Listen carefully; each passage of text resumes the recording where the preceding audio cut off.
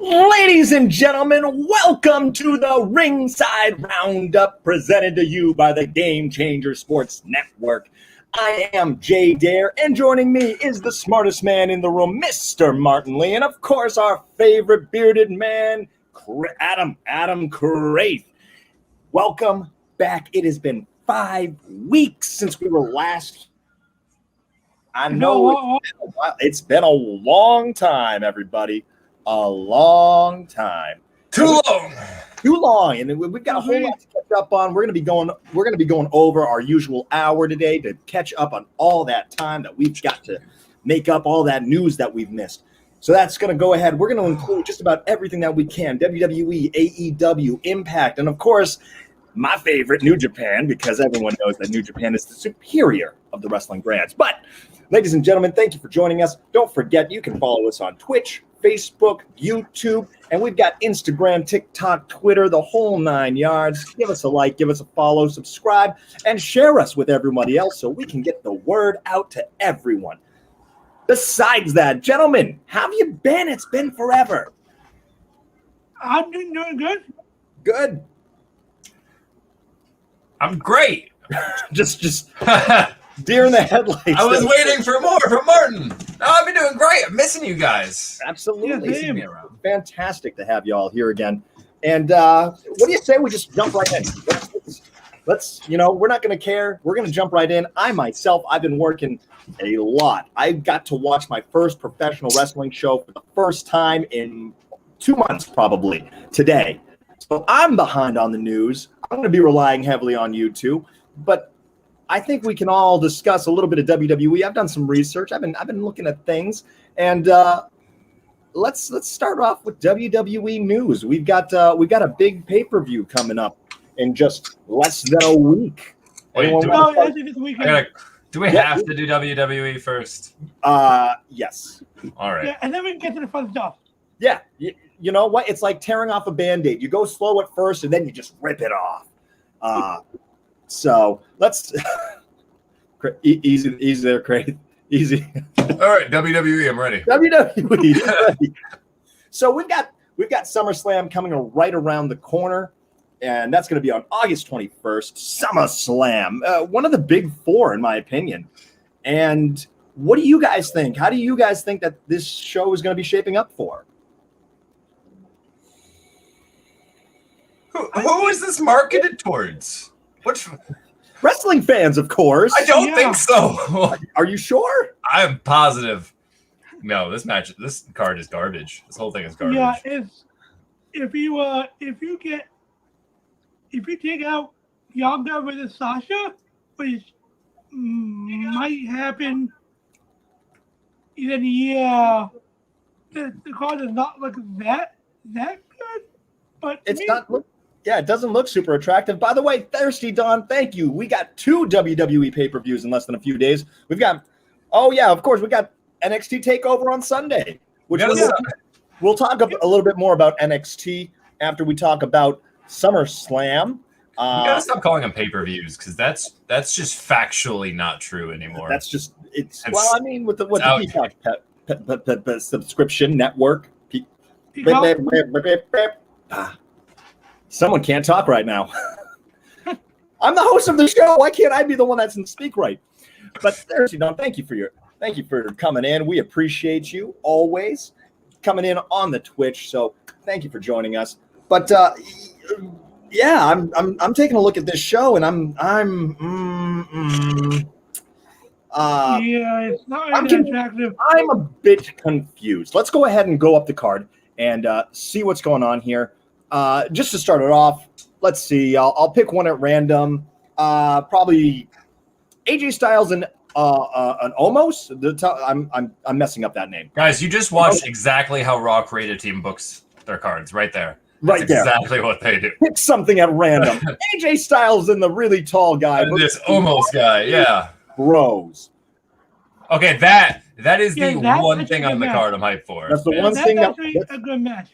That's the only thing we like on this card. There's one other match that I'm looking at that could be. I'm disgusted with WWE. I don't know what the rest of the card is. Yeah. It's just garbage. I'm disgusted. Yeah, Disgusted. But we already 2 or 3 matches I'm interested in. and that's one of them. So we are excited about that. That sounds like a decent tag team match. Yeah, Only if RK Bro wins. That's it. Yeah, as long as Riddle and Orton win, then yeah, it's a good match right there. All right. I mean, I don't mind. I love AJ. We all love AJ. Yeah, but as much as amazing as AJ is, Riddle and Orton is one of the hottest things right now on Raw. So we need to capitalize on that right now and give them the titles. Give them the titles. No, I lied. I would also take Riddle RKOing Orton over them winning. Not over them winning, but I would take that. If that happened, a betrayal. A betrayal of titles. Yeah. Riddle just. If you were here the last month, this wouldn't have happened, Randy. Punt him. I don't go all in. I'm all in on Riddle right now. You've always been a big Riddle fan, Craith. Yes, I have. All right, so we're liking that tag team match, and we want to see RK Bros walk away with the titles. Double RKO to the tall guy. Yep. That's all right. Let's go ahead. I'm just going to go up from what I wrote here. Eva Marie versus Alexa Bliss. Squash match. Yep. Bliss is going to win in like 5 minutes. Five minutes? You're giving it 5 minutes? I'm giving it 5-6 minutes because that match is not going to be going on for long. Because I just don't see it going on that long. That match is just a squash match to me. And it would not surprise me if Piper Niven, I'm not calling it Doudrop, Piper Niven actually causes Eva Marie that match right there. But that's never interesting to me. I mean, when we last congregated five weeks ago, we were not exactly hyped up with Eva Marie returning to WWE. Yeah, I was if she was a manager. If she was a manager, right? But she's wrestling. She's wrestling. She hasn't been wrestling that much, but she's been letting Piper Niven do most of the wrestling for her. And it would not surprise me if she did that again at SummerSlam. So we're not excited, is what we're saying. Nope. We got Thirsty Don coming in. Piper Niven. So would someone else want to read that? Because apparently I can't do it today. Piper Niven is going to turn on Eva eventually. I agree. After last night, I agree. Oh, yeah, that's the thing. There's not even going to be a match at SummerSlam. The bell's going to ring. The camera's going to cut to Lily, who's suddenly on the turnbuckle. And then the camera's going to cut to Doudrop. And then it's going to come back to Lily before cutting back to Doudrop. And then back to Lily again. Lily winks. Then Doudrop squashes Eva Marie while Alexa Bliss sits on the turnbuckle and calls Bray Wyatt. I don't know, but it's going to be awful. Just calls him up on herself. Yeah, like, bro, why? Why did you ever give this to me? Come back. Take this back. Take this back. I would rather be a cheerleader in NXT again. For the love of God, take this back. No, it's awful. When you're like, Alexa Bliss isn't even the center of her own act. It's the doll. It's garbage. It's Sister Abigail to the worst degree. I mean, when you get rid of the creator of Sister Abigail, I mean, where do you continue the story? We need that meme. Who the hell cares? Nobody. Absolutely nobody. No. All right. So after that, we've got once stablemates, now enemies. Drew McIntyre versus Jinder Mahal. I need you both at the same time to just slowly take off your glasses to just polish them. I actually do need to polish them. These are filthy. Thank you. Thank you for that cue. I'll say this. Go ahead. I am glad that WWE is not pushing Drew McIntyre to the top of the card right now. He needs to cool off. Okay. I can behind that. Jinder Mahal is his best option because they have the history together, B&B, and they could put on an average decent match. Not bad, not really bad, but not great. But could be decent average. It could be an average match. Yeah, I agree with you there. Match. It's not going to be one of Drew's best matches, but it'll do. But he's not going to lose this one, no. It's a filler match, in my opinion. I mean, sure, we want Drew to cool off a little bit, we don't want to leave him off the card, and this is a placeholder. Yeah. And as Thirsty Dawn says, Drew's going to just beat Jinder. Like, we know it's going to be a filler match. We know. Yep. But the thing is, you can have these filler matches and also not be dumb about it. So, the whole premise of the entire feud with Jinder never got one over on Drew. It always took his entire faction. Like, they had to jump him repeatedly with a revolving door of NXT people that I can't remember from week to week. Richie Right? Monarch, first off, thank you, Richie, for joining us. The problem is they aren't focusing on their past. But my problem is they took away any doubt. So the whole story was Jinder can only win with his faction. And then on last week, Drew beats both of his faction mates. Yeah, obviously I can't even remember their names. That's how important these guys are. Richard Wright Entertainer. Hey, everybody. Hey, Richard, how we doing? I like that. The WWE. You see that? I see. Well done. Well done. How you doing? Thank you for joining us. We appreciate you. We're just talking some WWE, going through the SummerSlam card, seeing what we like, what we don't like. Glad to hear it, brother. Thank you for joining us. All right, so we're not high on this. We're not high on this. No, Drew got the guy's stablemate banned already from ringside, so we know there's not going to be an interference. So we know all this is going to be is Drew kicking Jinder's ass for 3 to 9 minutes. And why? 3 to 9 minutes. That's going to be your guess on the total match length. Yep. Yeah, I included entrances though with that. Yeah, you're including entrances. Yeah, that's with entrances, buddy. Oh wow. Yeah. You guys seem to be thinking this is going to be a short show. We got Martin saying that Eva Marie versus Alexa is going to be short. You're both saying that. Now McIntyre versus Jinder is going to be short. Roman Reigns versus Cena is going to take 45 minutes without entrances. Yeah, that's true. Well, let's go ahead and go to the next match that we got on the card. Sheamus versus Damian Priest. Again? Yep. Jesus Christ! Again? They released half their roster. What are you expecting? Well, I'm saying right now, put the title on Priest. Put the title on Priest. Yeah, because ever since he's been on roster outside of his matches with Bad Bunny, it hasn't been that appealing. But I'm glad that WWE is giving Priest a high-profile time match right now, and Sheamus can get him. Yeah, he can give him a good match, and it's gonna be a good match. But to me, it's gonna all come down to WWE giving Priest the gold. But it would not surprise me if Sheamus wins and they're gonna build on the storyline. But I would not do that. I'd just give Priest the title and then have it done that way. All right. I mean, right. We got Richard saying Sheamus is gold right now. He's doing great work, and we've got Thirsty Dawn saying Priest definitely deserves the U.S. title. The work he's doing is gold. We got two guys right now going head to head saying that their work is gold. Does that mean we're going to have a good match, or is this going to be something, lather, rinse, repeat? What do you think we're going to be getting quality-wise on SummerSlam? SummerSlam, one of the big ones. Work rate-wise, it's going to be fine. It'll be a good match. It'll be a good match. Okay. It'll be good. Well, let's go with the elephant in the room, Belair versus Banks. Yeah. Which may or may not be happening. What's going on there? Yep. So nobody knows. So last weekend, we hosted a house show. I forget where the state was, but Belair and Sasha Banks were expected to be there. Of course, it's a house show. Right. Oh yeah, I remember it was in Charlotte, North Carolina. But then during the show, they announced that Sasha Banks and Bianca Belair will not be able to be at the show for unseen circumstances.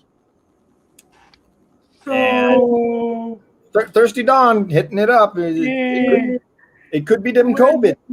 But when they said that, I was like, oh no, is this happening? And then a couple of days, like 2-3 days later, a report came out that WWE is scared that this match is not going to happen. So I'm hoping that it does happen, but I got a feeling that one of them or both of them got it. I got a feeling one of them got it. Or both. Well, unfortunately, that seems like it's going to be a last-minute thing. But if it is COVID, I can't see the match happening. Craith? Yeah, no. The only way this could turn out good is if one of those pregnant. If both, and If it one just of them, happens to be a if one of them, cold or something like that. if one of those pregnant, then that's a good thing. But Right. with how the world's going right now, it's most likely COVID. But it would not surprise me if Sasha Banks is pregnant because she's been home by 6 months? 7 months? Has it been that long? Yeah. That's Mania. That's not that long. Yeah. Like 4 or 5 months? 3. Yeah. So it would not surprise me if that's the case, but I'm going with. So could be pregnancy, could be a COVID scare. We don't know yet. Well, we don't my know. thing is, if it was pregnancy or if it was an injury, well, if it was a severe enough injury, they wouldn't be afraid the match would be canceled. Obviously, if she's pregnant, she's not going to wrestle a match, so they would have just canceled it. There wouldn't be the speculation. So there must be something that's up in the air about with contact. So yeah, who knows? It's really a shame because I feel like Bianca was really firing on all cylinders after Mania. She did some great work with Bayley, and just to get derailed now is it's just really a shame. Absolutely. I hate to see it. We got Thirsty Don saying also Miz and Morrison broke up? No, not yet. Nope. Not yet? Is that going to happen at SummerSlam? But they're teasing it. They're teasing it. But we're WWE fans. We know everybody breaks up. It doesn't matter anymore. There's no weight to it. But Is one of them going to get eaten by zombies? Is that how the breakup's going to go? No, Morrison's going to... Never mind. I can't say that. Move on. Next segment. Moving on. So if this match happens, I'll be watching it because that's one of the matches that I'm excited to see if it happens. Absolutely. That to me, that sounds like a great match. Pay-per-view match right there. Yeah. At least there's one of them. Yes. We got the Usos versus the Mysterios.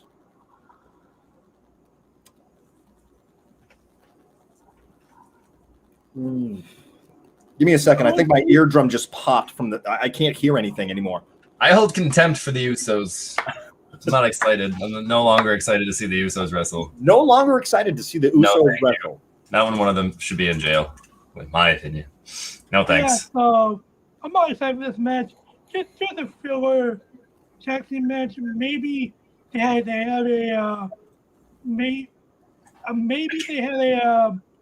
a good feel-good moment with father and son, Ray and Dominic, with the win titles back in with the crowd. Maybe that was with it, but I don't really care. Yeah, I just feel. How are we going to use that match to get popcorn? You're going to be at home, right, Martin? Yeah. So it's microwavable popcorn. That's only 3 minutes. He's going to stand in front of the microwave to make sure that timer stops at just the right second. He's not messing with this. Just popcorn bag after popcorn bag just to miss the match. Yep. All right. Well, here's another one that I think you guys might be excited for: Edge versus Seth Rollins. Are we excited about this match? Yeah.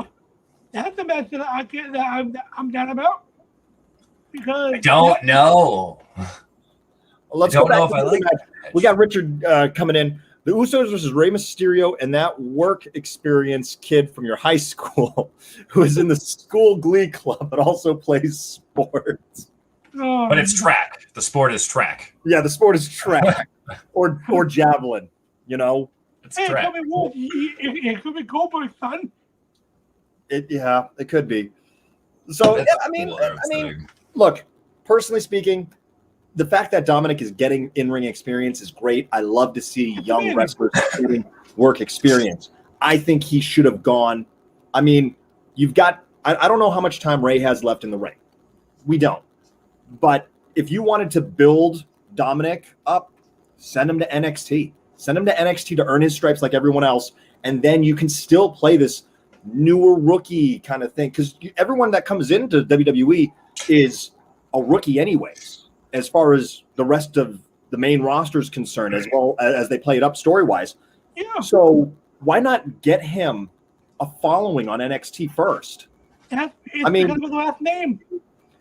Because of the last name, but I mean, if Ray is still able to go after Dominic gets some NXT exposure, it doesn't have to be a ton. He doesn't have to be down there for 4 years, but why wouldn't you let him get some exposure and then bring him to the main roster? Because they ignore most NXT stuff anyways. You could still do the same exact storyboard. Yeah, like put him in NXT for like what, 6 months, for like 6-7 months, then that'll be fine. The problem is WWE values moments over stories, so they needed Dominic for the Brock Lesnar feud. They had to sign Dominic to a main roster contract to feud with Brock Lesnar on the main roster, and then after that, they're like, "Shit, We got nothing for you. What do we do? What do we do?" Here, have a tag team with your father. What they should do now is Dominic should turn heel on it. Have a random SmackDown tag team titles. Wait. Oh, yeah, block them, Jay. Hurry up. Block them now. Look, I'm trying. I don't know if I have the ability to do that. I think I Guys, do. keep talking about Edge versus Rollins. Let me figure this one out. You're an old man. I got it. Do you have admin ability on? I'm a mod, so. All right, cool. It worked for David Flair. Yeah, Got it. Thank you. Appreciate it. Thank you, and Thirsty Dawn, thank you for keeping an eye out for us. We appreciate that. We're doing our best to try to stay. Look, we're not exactly a child-friendly news network, as one would say. We don't mind doing the little swearing and everything and all that, but we draw the line. We do draw a line eventually. So let's get back to wrestling, shall we? We're almost 30 minutes in, and we still haven't gotten off of WWE. Yeah, screw them. We should just Edge versus Rollins should be great. The problem is match would be fantastic, but where do either of them go from here? Which one loses? What's the point? What's the point? Does Rollins win again and then make Edge have back-to-back losses, completely knocking him out of title pictures, period? Or do you have Rollins lose here, who hasn't even broken out of the upper mid-card since his return? It's one of those matches where both of them need to win it, which is why you just don't book it in the first place. Yeah, I mean, I see what you're talking about there, especially considering that Seth still has, I think, a couple of world title runs left in the tank. Absolutely. Yeah, has 5, probably. I'm going to hold you to that, Craith. He's in 5. His early 30s? I believe so. I don't see. That's what I keep you guys around for. You take care of the nitty gritty, gossipy stuff. I try to do my best to actually watch the wrestling and judge the wrestling itself. Coming from an experienced in-ring aficionado or something like that. Yeah, so Edge versus Rollins, that could be a good match. Yeah, I don't see how that doesn't be a good match. A match should be good, have them go 15, 20 minutes. And to me, Edge is going to win it. But to me, Rollins might have to take this one. But no, WWE, it's going to be Edge for the hometown, for the crowd. Edge is going to win it. Oh, is it his hometown? I didn't know that. But we did that one. No. I forgot. No, it's not the hometown. He's a Canada, so it's not. Yeah. Richard, they ran that story. That was the same story he debuted with. It's the old gunslinger story, Yeah, what he said is correct, and Rollins should win, but I feel that we go with that GM. Yeah, Edge has won what? Just against Orton? Like, wasn't that it? The Rumble and a couple matches against Orton, then that's really it, right? It's a match of SmackDown. No, the guy needs that's the thing. They both need a high profile win. They do. Edge with Rollins would be cool because I've always seen Rollins to be like this generation's Edge. So maybe if Edge could teach Rollins to take his game to like another level. Yeah. Also, Edge shouldn't be in the title picture, and they can do Rollins versus Reigns. Then what do you do with Edge? He just becomes a Lesnar? I don't know, man. I really feel like they kind of butchered Edge. It's hard to say. It's hard to say. I mean, I don't think I'm going to be disappointed match-wise. I don't think I'll be disappointed in the moment. Whoever wins, whoever loses, I'm gonna like that match.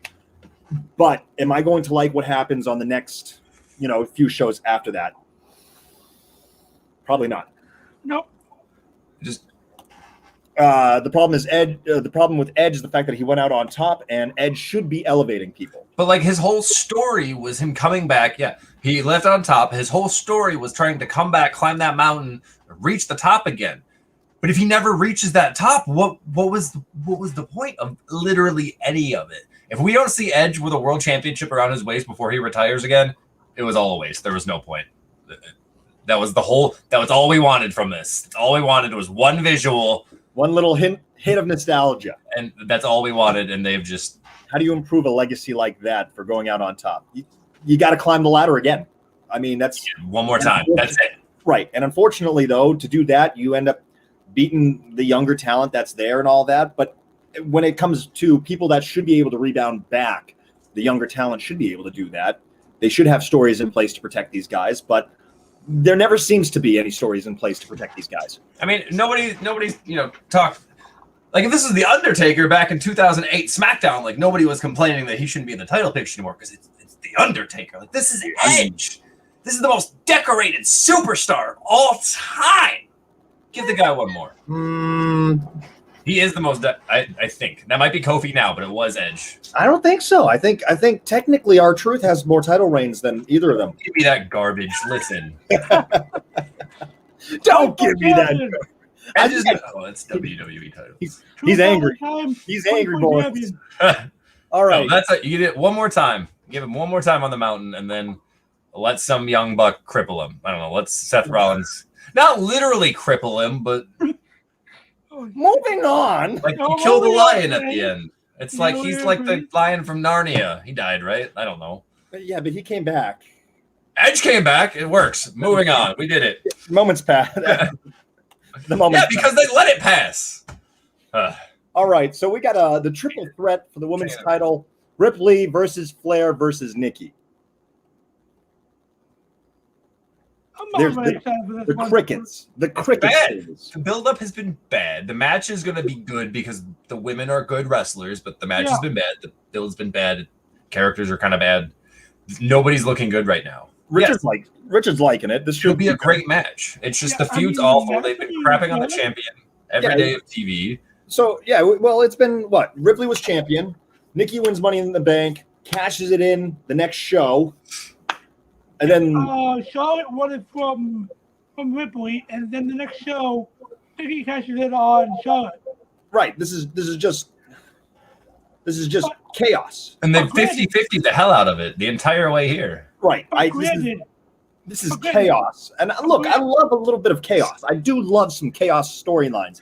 But this just seems slapdash. This, But granted, Nikki deserved that moment because for what she's done and for everything she's done in WWE, she deserved that moment to be on top. Richard's sitting on. So sorry, Martin. Yeah, Richard, you're firing on all cylinders. We appreciate you coming in today. But yeah, so so she deserved that. But to me, the rest of it has not been that good. I mean, the match be good, yeah, but the build has not been exciting for me. It has so many on it. It's been subpar build. And I'm not loving that. I am not loving that. Chad, thank you for joining us. Welcome in. And we just hit the 30-minute mark, so let me do my usual thing. Ladies and gentlemen, thank you for joining us here at the Game Changer Sports Network. Remember, you can follow us on Facebook, Twitch, YouTube. Give us likes, give us subscribes. Feel free to comment. We will get to them as long as they're even remotely partially relevant. I mean, it's fine. We literally go off on tangents all the time. So if you're like, hey, who's your favorite wrestler? We'll answer that too. But we got a super show today. We're going over our usual 1 hour because we got 5 weeks to catch up on. But thank you for joining us, guys. Help support the channel. And besides that, just keep on being awesome. And let's get back right into the wrestling. So, sorry about that. Can you bring up the last comment? The last comment? What? Right here? No, the other one? The last one. Oh, Jesus. There it is. So this is the thing. Richard's right. Because my whole problem with Nikki's character is, how are you still almost a superhero if you're the women's champion? Like, what pinnacle after that are you trying to reach? Like, that's not good enough for you? So, no, Richard's right. They should have had, You know, they could have gone full cheesy 80s superhero movie, and I would have loved it. I would have ate up every little bit of it. If you've seen her like squashing jobbers, you get little cameos from Hurricane Helms and Molly Holly coming in, and like just little like Rocky videos, just all of that building up for a solid 3. Perfect. That would have been perfect. And now what is this? And now you have every single woman in your triple threat match being pinned within a week of their title. I don't get it. How do you make your superstars look so bad? All right. So once again, Don, they're gonna throw down. We're gonna I'm calling it. We got a singles match coming up in the comments. Richard says that the finish of the women's Money in the Bank made Nikki winning look really weird, like a fluke. Meanwhile, Thirsty Don says it was brilliant. Chad is going to Nashville for the first time. Have fun in Nashville, man. So we seem to be in agreement. This is a hot mess. This is a hot mess going on. All of it, the whole thing. Okay, all right. And, we can admit that WWE is a hot mess. We do it always every show. Yeah, I would rather be watching WCW Thunder than watching any modern WWE right now. Give me Thunder back. But the match will be great. Yes, and I think we're all in agreement that this that's the problem. WWE has the best performers in the entire world. They have one of the best rosters of all time. They just can't do anything with it. Literally anything with it. We book better shit on TEW. Richard, you book better shit on TEW. This is bad. Honestly, I like that Nikki's almost a superhero. But as women's champion. Yes, we're like. Where do you go beyond that? I'm not sure. But like which is why she shouldn't have done it immediately. You should give her 3 build-ups so she could still be almost a superhero, and then she becomes a full superhero. But like Craith said, they have the best wrestlers in the world. But the writing and how they build them, it's not their fault. It's creative. It's how they build them. All right, let's move on to some of the world titles that we got here. We've got Lashley versus Goldberg. Craith, you're losing your mind over there. I'm going to let you get the first word on this. Why? I don't understand. I just don't get any of it. I don't get any of it. I don't get, even in kayfabe, I don't get it because Brock Lesnar just goes, you just show it, not Brock Lesnar. I wish it was Brock Lesnar at this point. No, it's Goldberg. He just shows up and he's like, I'm next. And Bobby Lashley's like, no, you're not next. And then the next week, I'm next. And Lashley's like, I don't think you're next. I don't want you to be next. And then the week after that, it's like, hi, I'm Goldberg's son. I'm here. And then Goldberg comes, I'm next. And Lashley's like, I guess so. And now we're here. Like, it doesn't make sense. Goldberg shows up. Goldberg's kid shows up. And now we have a title match. That's the feud, guys. That's the story. All right. So Rich is saying 2 matches a year on Big Bill's contract. All right. Then have him face the Yeti. I don't know. Not this. Big E cashing in will be the only thing that saves that match. Big, meaty men slapping meat. That's what I'm about. Yeah, so that's what I'm about. It should have been Brock Lesnar. To me, it should have been Brock Lesnar because at least that match has some storyline. 2 guys that were amazing to WWE, but then they left. But then to become guys in MMA. And that match sells on paper. Goldberg versus Lashley, I'm not a big fan of it. But now I'm it. What Goldberg said about his son, that was a nice feel. That was a touching moment. What did he say? Coming back for his son, but outside of that, it's not really that big. And yeah. I just don't want to see that match. To me, Lashley's going to win it. There's nothing going to be. WWE's not going to give it to Goldberg. Lashley's going to win it and done. No. That's not how WWE does business. No. See, if Lashley's dropping the title to Big E, if that's what they want to do, if they want Big E to cash in, they will absolutely have Bill Goldberg go over Lashley to hold that title for 3 minutes before Big E gets that contract in. That absolutely. And then we'll get Big E versus Goldberg at I don't care, New Year's Revolution, something. Right. So as long as Lashley wins, I'm fine with it, says Richard. Chad has a question for us. Have you guys seen the first part of Heels Wrestling Show? I love it because it's former Steelers linebacker James Harrison is in it. Not yet. I have not yet had time to do anything. This is the first day I've had off in 4 months. You know, I've been so I just there's just no time at all. But I would love to get into something, but I've been super busy. Yeah, but it looks great. I'm a big Stephen Amell fan, so I can't wait yeah. to check it out. So maybe next time, Chad, we're getting to there, but we've also got 5 weeks of news to catch up with, and these two are chomping at the bit for me to get to AEW, or else you won't have a host anymore. They will find me, they will hunt me down, and it's not going to be pretty. This will be the Craith and Martin show. The Craith and Martin show. Goldberg's new name is Gold Turd. I like Oldberg. That's Oldberg. my favorite. Oldberg is good. Oldberg is good. Oldberg is really good. I still remember Big E wants to wrestle Goldberg. Yeah, that's just how they get there because they only know how to book rematches. So, yeah, I mean, I can see that. All right, so all in all, jolly more or jolly less about this? There's no jollies at all. No, Freaking jolly. Not a single jolly to be found. Single Yeah, jolly not in the room here. today, guys. The owner Too busy in a baseball game. Yeah, we're going. I still think that we should use that as our rating system. Jolly more or jolly less? I mean, Jolly less. Just jolly less. permanent. Folks, help us.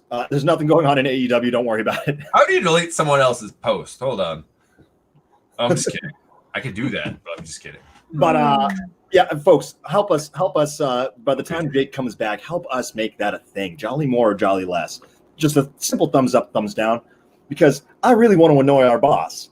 I can get it set up in Streamlabs. So we'll get something set up. Get it all cool. Let's go with the crowning achievement of the night. Roman Reigns versus John Cena, which had one of the weirder setups for this to be a match that I've read. Yeah, it has a weird setup. It has a weird setup, but after they got through that, it's been good.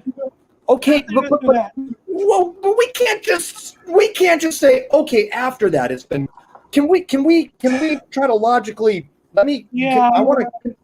So Finn Balor, who's got a great fan base, is going to sign the contract to face Roman Reigns. It's attacked by Corbin. Yeah, Corbin, yeah. But we don't have a Corbin. Finn Balor's just not on the card. They fought on SmackDown, I think. I SmackDown. think it's mind-boggling that he's not even on the card. At first, I thought he was going to be with Sami Zayn because that's who he was attacked. That's who he was fighting with when he debuted. I mean, when he came back.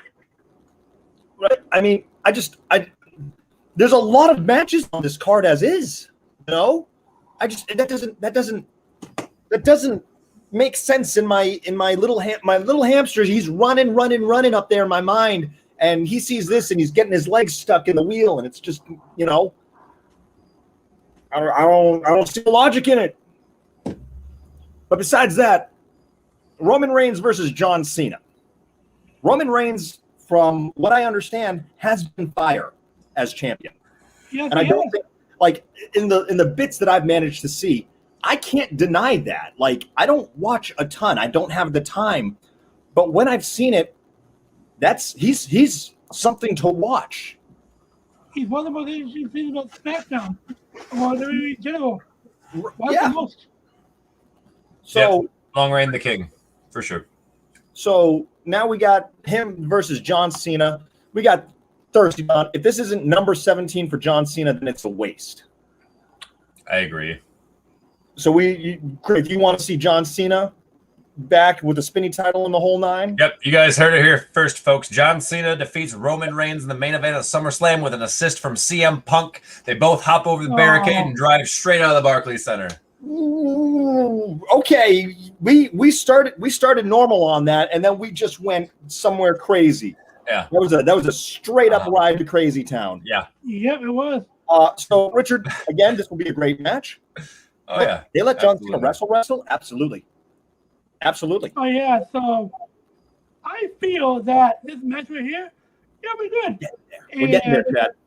And like Chris said, it would not surprise me if WWE gives number 17 to John Cena at SummerSlam. And I honestly, I would not be that mad about that. I wouldn't be that mad because it's John Cena, and maybe they don't want to give Roman Reigns that long and give him that long of a title match, that long of a title run until WrestleMania. But to me, it's gonna be Roman is gonna retain. It's gonna make him look. All right, so Him is gonna be good. So we got Martin saying Roman retains. We've got Craith saying some sort of conspiracy theory. I've got to agree with Richard here. Reigns beats Cena, and he holds on to it until he faces Dwayne. It makes sense. I mean, I can't argue the logic behind it. It makes sense. Unless they do a tag team match and they want to protect Dwayne. Yeah, I mean, true, but I just want WWE to surprise me again. That's all I want. Yeah, see, but I'm going to go ahead and make a case for Cena beating Reigns because Reigns retaining all the way up until WrestleMania in Hollywood, that's the easy route. But let me play devil's advocate. Roman Reigns has not reached his final form yet. He's getting there. He is great. Right now, he is a mob boss, but a mob boss is still a street level threat. He needs a catalyst to emerge into a big world destroyer. And you know what would be a great thing for him to snap on is losing his title to John Cena. Because that's the one thing he can't do, because John Cena is the epitome of everything Roman Reigns is not, right? Everything. John Cena is not a wrestler. John Cena is an actor. John Cena wasn't born in this blah, blah, blah, blah, blah. It would be such a swerve, and the good kind of swerve, because the fans would go crazy. If John Cena won his 17th right there, the fans would go crazy. But Roman Reigns would go crazier. With a big live audience, you want a fan reaction like that. Yes. Yeah, you do. Boom.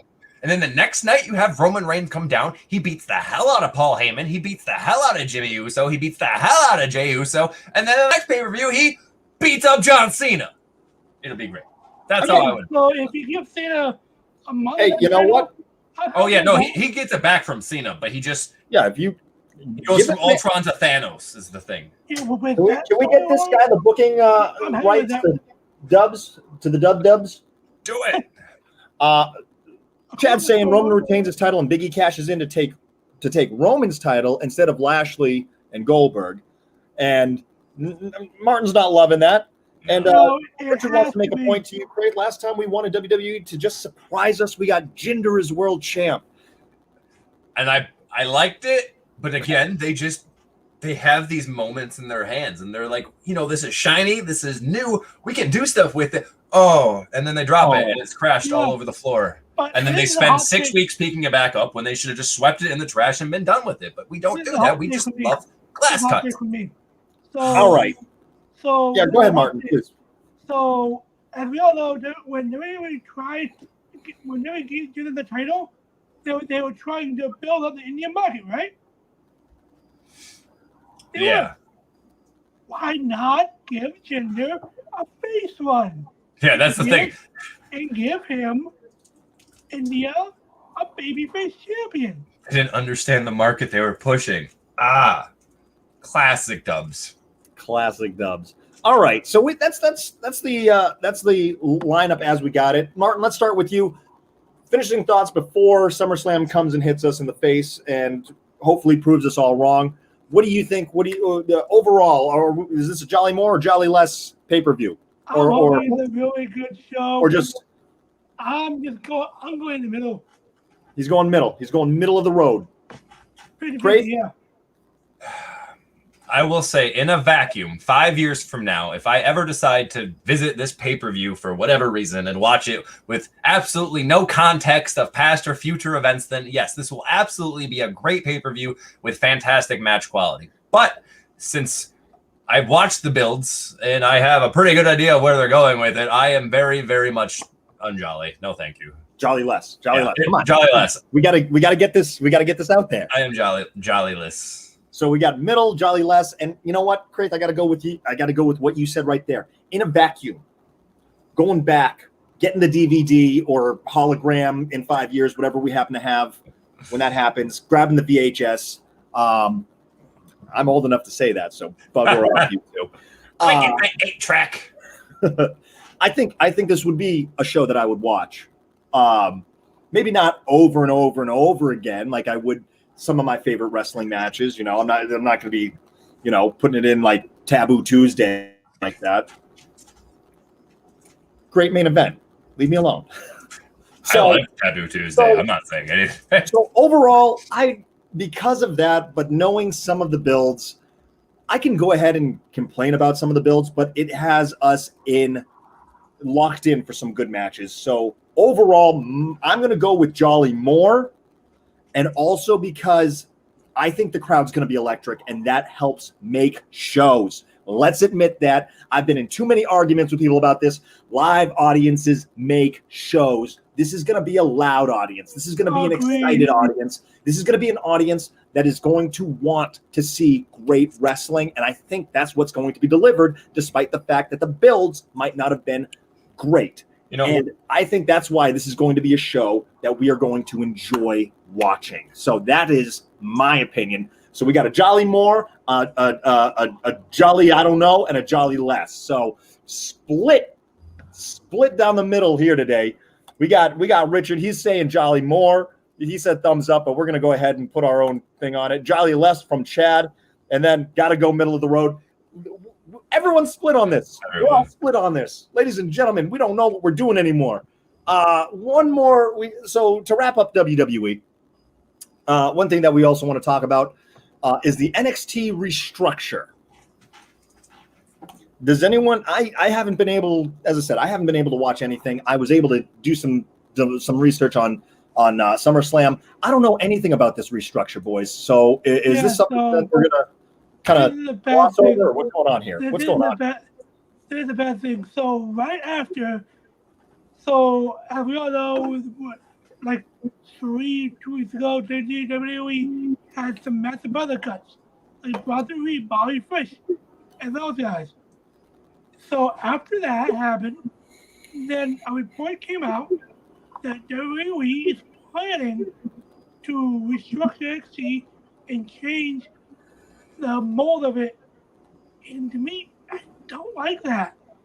I don't like that because to me, NXT hasn't been great.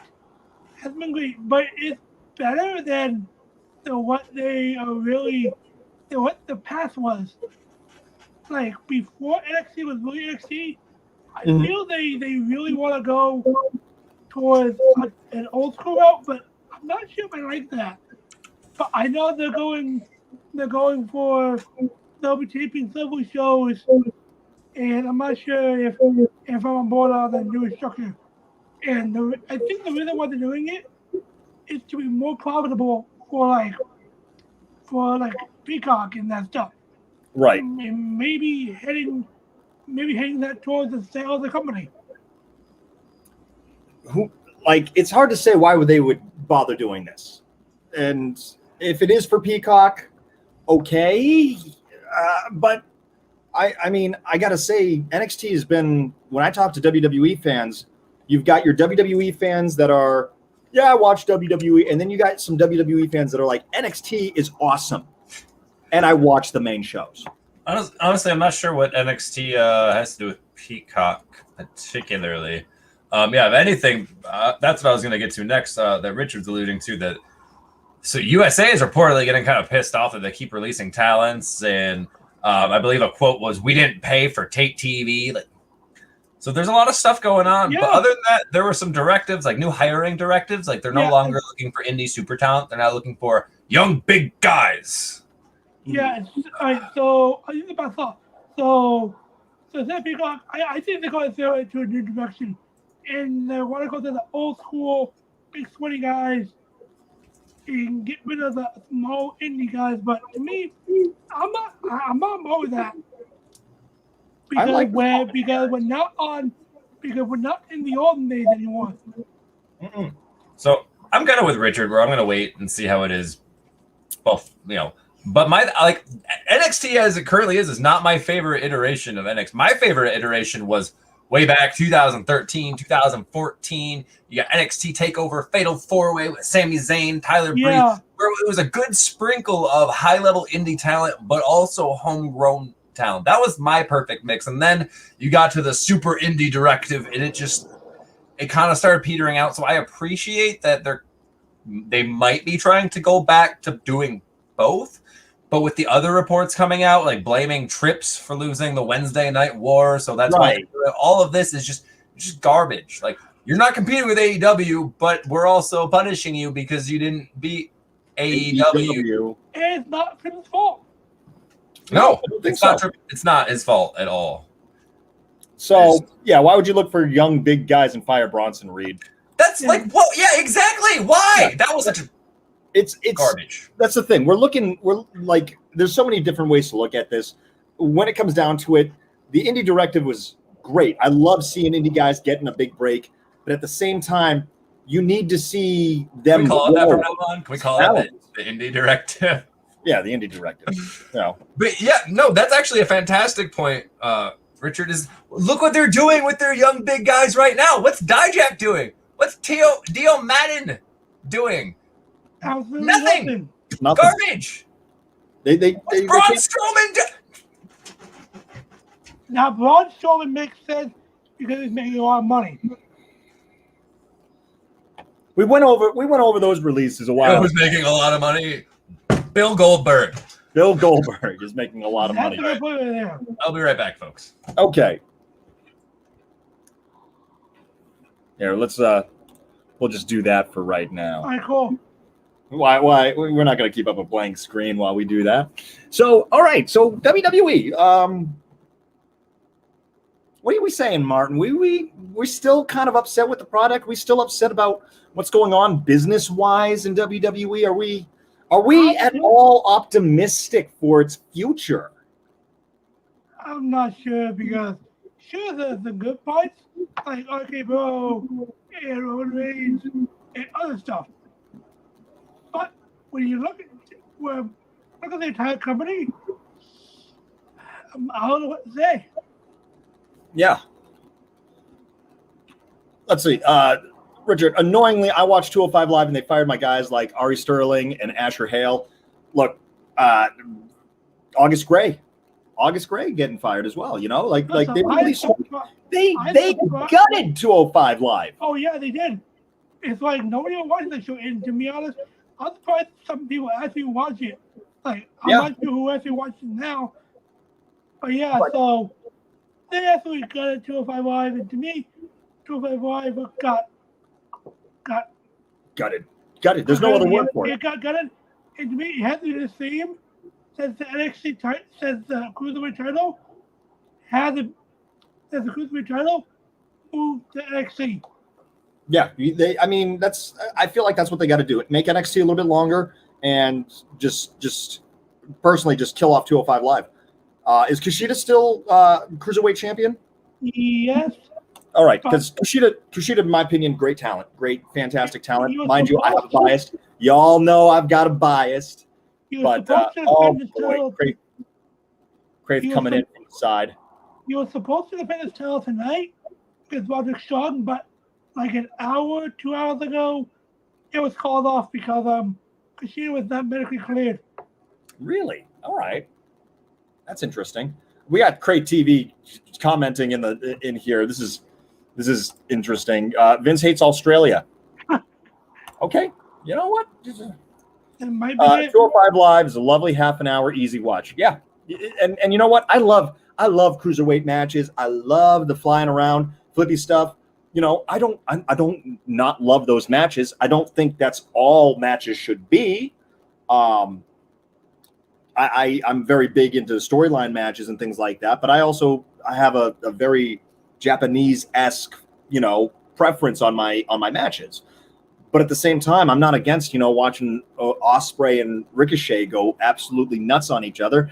And my favorite tag team that I can remember in recent memory, this ages me, mind you, Brian Kendrick and Paul London. Oh my God, I loved those guys. Yeah, That was those a two fantastic tag team. They were an amazing tag They team. were amazing. Back in the tag team heydays of SmackDown. I mean, we had a lot of weird gimmicky tag teams back then, but it was fantastic to watch. I love it. Remember when tag teams actually mattered? Right? Remember when tag teams actually mattered? At least in the WWE. GCSN remembers. At least in Hold on. Let me try to look old while I do that. GCSN remembers. You know, it's crazy. It's crazy. But Martin, my God, if that ages you, I'm so old. Sorry, Richard. I'm sorry. I didn't mean to. Brother. Don't get angry at me. All right, we're gonna go into everyone's. Well, at least I know these two's favorite segment. We're gonna go ahead and transition. Welcome back, Craith. So the fun stuff. That's the transition. Craith's return is the transition. But because we're almost at our hour mark, ladies and gentlemen, once again, I see you all out there. Thank you so much for joining us on the Game Changer Sports Network. Remember, give us a like on Facebook, follow us on Twitch. If you want to, subscribe, tell your friends, tell your families. We also got football show coming up. We got a new football show that's going to be airing tomorrow. So for your football news, come on into the Game Changer Sports Network as well. But we love having you here. We love interacting with you guys in the comments. And we're not that, we won't shy away from a good old debate every once in a while. Even though Jake's not here. Even though Jake's not here, we will not stop. We'll yell at you if we need to. But please go ahead and interact. We love the interaction. We are, if you want to check us out as well, GameChangerSportsNetwork.com. We've got our own website. We put out articles, and we're trying to crank up on everything else. So if you're interested in writing for us, give us a, come on over to our Facebook, give us a message, and we'll talk. All right. Contact us. Call us. We won't call you because we don't know who you are individually, and that would be weird. So just go start cold calling people, asking if they want to write. Oh no. I might have done that to a couple of my friends. But moving on, ladies and gentlemen, we're about to hit the hour mark, and we've finally caught up with WWE. So let's move on to the next portion of our show, and that is the AEW side of things. And once again, I've been working 250 some odd hours a month. I'm tired. I barely have time to sleep, much less keep up with all the wrestling news. They keep me on because they think I'm funny with red hair.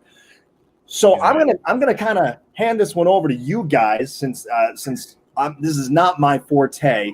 But what's going on in AEW? What's the exciting stuff? And Richard, we see you, so don't hesitate to give us a buzz. Jake Jollymore is our owner, and if you guys want to talk sports, if you want to write about sports. No matter what the sport, I'm going to be starting a HEMA channel. We're going to go over all the sports. So feel free to contact us, and we would love to hear from you and love to get some contributions, and maybe we can make this a real competitor in the world of sports news network. So, but anyways, take it away, guys. All right, so let's start off with Christian winning the Impact World Championship. I just said go with AEW when you jumped to Impact, Martin. Well, it was on an AEW show. Well, AEW is kind of part of Impact, so now it is. So it's in between, and they go ahead. You don't have to defend yourself. You don't have to defend yourself. I understand what we're talking about. Yeah. So for the past few months, Kenny Omega has been AEW champion and Impact World champion. But that is finally over, at least for one title. So, on last Friday night, Christian Cage challenged for the Impact World Championship. And he won. So, Christian is now the Impact World Champion. And to me, I absolutely love it because it gives me so much flashbacks for when he was NWA champion and when he won against Jeff Jarrett. And it was just a magical thing. And that photo of him with the Impact World title, oh, that is just heartwarming and just amazing. To me, Christian, outside Samoa Joe, when the World got released, he was my first pick to beat Kenny for the Impact World title. But Christian, that is actually a smart move because he is a name that is recognized by Impact fans because when he signed with them in 2006, he helped build that company to where it was today. And to me, I love this. And it would not surprise me if this goes to winner takes all at Double or Nothing at All Out. But to me, I don't want it to be all in. I just don't want it to be double title for title because let Christian keep the Impact World title. And yeah, I see what you did there. I see your point, but to me, Impact is a good show, but it had to happen on Rampage to me. And I like this move. All right, so Martin's a big fan of this. He likes it on the fact that it was on Rampage. Craith, what are your thoughts about Christian Cage winning the Impact title? Well, we could debate the merits of having a belt from a different federation change hands on your promotion. We could talk about that all day, but obviously there's some sort of agreement come between Impact and AEW, or that never would have happened. I'm honestly just assuming it's a big check. But that being said, I do think it was a fantastic spot to use Christian in because, like Martin was saying, he is as synonymous as that era of TNA as AJ Styles or Samoa Joe or Kurt Angle was. Those four were really the Mount Rushmore of Impact back then that really, really brought that company to even in talks about competing with WWE. So absolutely, I think maybe I'm trying to figure out how to describe this, but when Christian went and signed with AEW and they made the whole All Elite announcement, I'm sure some people at Impact were like, oh, they got Christian, but we love Christian. And then through just some creative booking circumstances, now Christian Cage is not only your Impact champion, but he's on your TV. So he was. I read the tape spoilers, and I'm not going to give anything out. I don't want to give any spoilers out. All I want to say is Christian is a much more around champion than Omega was with the title. So I think he's going to do it service, and it's going to turn out great. And I think it's a great callback to, like Martin said, early TNA days. He got the run Ed should have got. One more run. Nope. Still so. Oh, but also that finish from a one-winged angel into a kill switch onto the chairs. Oh my gosh. That was amazing. Beautiful. That match is really a testament to how technically sound Christian is. That man looks anything look like butter. I mean, they're both great wrestlers. We can't deny that Kenny Omega has gotten Match of the Year, candidates. Dave Meltzer's a big fan. 6.5, 7-star matches, breaking the scale, quote unquote. So, I mean, you put in Kenny Omega can pull anyone to his level, and I don't think he had to pull Christian to his level. I think you get magic when you can have some great wrestlers, and they can put in some great spots, some great finishes, and especially if you got two guys that know all about storytelling, all about how to do, how to make, keep the audience in their hand. I think he had a great matchup right there. So see, and this is where the difference between AEW and WWE comes in, is they treated us like we're intelligent when we were watching it. So this has been my problem with Omega's matches over the last couple of shows. Hold on, give me a second. Give me 1 second. There we go. Ringside Roundup rant. So this is my problem with Omega's last couple of championship defenses. They were him and the Bucks. It was all just so similar. Like, we're gonna cheat. What happened? What did his power go out? Oh no! I will not be silenced. Dude, what happened? Nobody did anything. I didn't have the ability to bring you back. I think happened there? I think I accidentally hit the refresh button on my keyboard somehow, and I don't know what button did that, so I'm going to pound over here from now on. I will not be silenced. Please continue your rant. So all the Elite does in matches is they just cheat. They just cheat. They don't even care. They're blatant about it. They just cheat right in front of the ref, and Mike Knox is like, oh, is that against the rules? No. So it's just been garbage. I was not looking forward to any Omega or Buck matches because I was like, all right, they're going to cheat. The ref's going to be super dumb. They're going to cheat again, and they're going to win. And that's how it was forever. And that's exactly how they played the audience up on Rampage until it didn't. Until Christian was smart enough, and he got that back. All the cheating finally bit Omega in the butt, and he lost for it. It was great. It was great. Don Callis' invisible hand did that. And I think he's talking about setting up this fantastic match.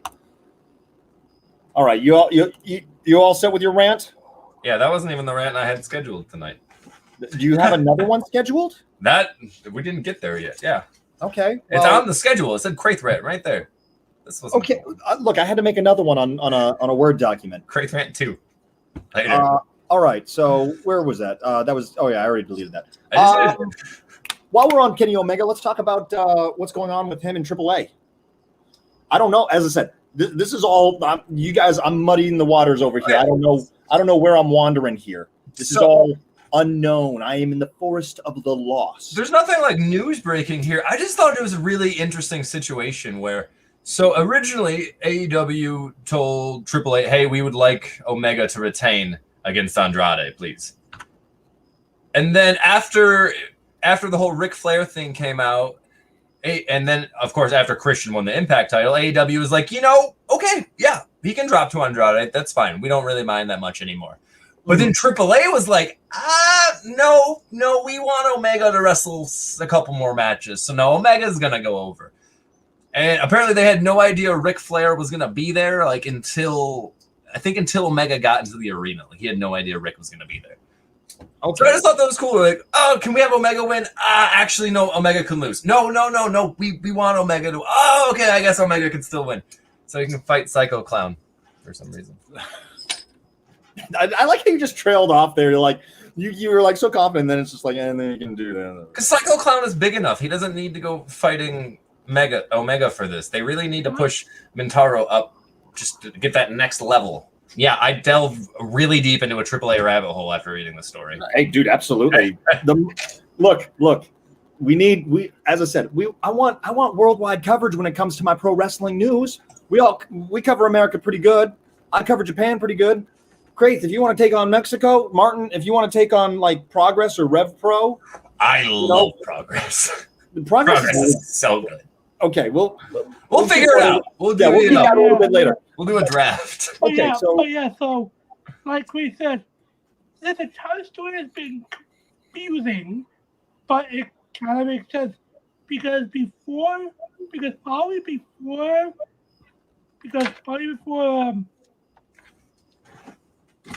Ric Flair came to the AAA, they did not know that he was coming. So of course, you don't want Omega to lose the title to Andrade. But then you put in Andrade, and he's AEW now. And okay, that makes sense. Have him drop it, but then you sprinkle in Ric Flair, who is potentially going to AEW. So that's all in. So I'm all in for that one. And I mean, they should have dropped it to Omega should have dropped it to Andrade, but I get AAA. I completely get it because you gotta build storylines months ahead sometimes, and you don't know. And they didn't know about Ric Flair until like what, a last minute's notice. Yeah. So I get it. I get why. Communication issues probably too. It's just odd to think in a parallel universe right now, Omega only has one title around his waist. In a parallel universe, Omega might not have any. Yeah. Kid Laredo has them all. Like, if you want to go into parallel universe talk, Craith, there's a universe where Kenny Omega never actually started wrestling. Yeah, there's also a universe where when I check my dryer, all the random tumbling happened to fold all my clothes perfectly. So What? Science. Yeah, this is the all possibilities. The theory of all possibilities universe. I'm just looking for the relevance. You brought up parallel universes, Craith. Because we were this close to getting an almost titleless Omega. Does that make him a beta? But Tish. And the crowd goes mild. Yes. Next. So we're talking about Ric Flair possibly coming to AEW. Let's talk about some other people possibly coming to AEW. There's a lot. Even my ears, who do not touch Twitter, has heard the rumblings, has heard some minor rumblings out there in the Twitterverse and all the dirt sheet stuffs. Who wants to go first? Like, who do we want to talk about coming in? Well, the first one we should talk about is the one that could be coming as early as Friday. As early as Friday. That could. Okay. And don't keep us waiting. And it's CM Punk. CM Punk. So yeah, as we all know, over the past few months, 2 or 3 months, it's been reported that CM Punk has been talking to AEW. He's been training back in the ring, and every now and then it's like AEW says CM Punk this, CM Punk is still there. And then over the past few weeks, AEW and specifically Darby Allin has been dropping some hints. Like Darby Allin wants to face the best in the world, and it's in Chicago, and it's against the best in the world. CM Punk's nickname is the best in the world, and he's from Chicago. Right. So the lines are connecting. It's connecting. But to me, if they don't debut Punk this week, it might be all for nothing. And I don't really like that. They're teasing it all for nothing. Yeah, I can see that. Craith? I will pop so goddamn hard if Darby Allin faces Shane McMahon. Oh my God. I would cry. Oh no. That would be so great. Give Shane $1 billion. I don't care, but just to hear Shane McMahon announces the best in the world in Chicago against Darby Allin. We'd have a riot. We'd have a Dudleyville riot. Oh no. I gotta agree with Richard on this one. With all the talks, with all the little rumors going around, if CM Punk is not there, this could be a disaster. It could be, yeah. I mean, I agree with him right there. And it's not even the rest of the Disney's fault. It's kind of AEW if they don't decide if they book not there, because I get it. They might want to save all out, all in. But if you're saving for that, then why are you name dropping him and promoting one of your guys to face the best in the world in Chicago? If you want to sell pay-per-views, you got to give the regular crowd, the regular audience, something to look forward to as well. The live audience, you got to at least have CM Punk make an appearance, and then people will go, well, I better tune in. You got to. Also, this is how you keep the network happy, too. You give them their big rating bump, and you get your big buy rate. Everybody wins. There's no point in keeping him all out. If he's not there, I foresee this being pretty disastrous. So, are we excited about this, though? That's the thing. Is this a Jolly More or a Jolly Less situation? Jolly More. Jolly More situation. No hesitation. Craith, you seem to be pondering this. I am considerably filled with apathy. I am actually more excited for Ruby Soho to join AEW than I am. Which, speaking of, Thirsty Don threw that in. Yeah. Ruby Soho. I am much more excited for that. What does Punk bring to the table? He's been gone for 7 years now, 8 years now, for quite a while. Yes, he's essentially shit on the business that entire time he was gone. Yeah, that's why it's gonna be amazing when it comes out. Not like if the guy comes up and starts tearing up the ring, sure. But if he's not, even if he's just okay, you're one of the biggest hypocrites on the planet because all you did a decade ago, Punk, was bitch about part-timers. That's all he talked about. Part-timers taking our spot. If part-timers come and working 10 to 15 dates a year and main eventing WrestleMania, Punk's alleged contract is for exactly that many dates. Or matches, rather. Not dates, but matches. So I'm not excited. Richard's just jolly. Richard's just jolly. This ain't 2012. It's okay. Yeah, it's not. I don't know. It's been going on for too long. The will he, won't he thing. It's just so played out at this point. It's hard to just get excited. Even when he hits like the ring, it's gonna. But are you actually here, or are you gonna tell me to fuck off in a month? Like I don't get it. That's the biggest thing for me is when he shows up, he has got to be electric.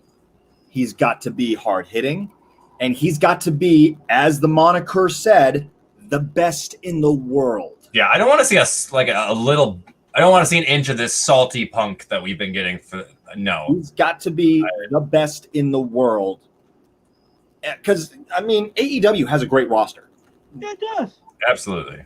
What does adding CM Punk do? Really?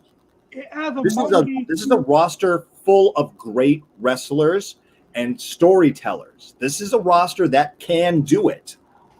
And throwing CM Punk in the mix with the potential of him being able to hop up almost anywhere on that roster, if he doesn't come in and shows that he is the best in the world, I don't think it is it just makes me mild about it. I'm going, this is something that you really have to sit back and look at with non-judgmental eyes, whether it be a fan or, this is not something that you'll be able to say, yep, that was a great idea beforehand. This is something you have to see play out. If Punk doesn't deliver, he could be the biggest flop in AEW history. It's more proof that Tony Khan is just playing TEW in real life.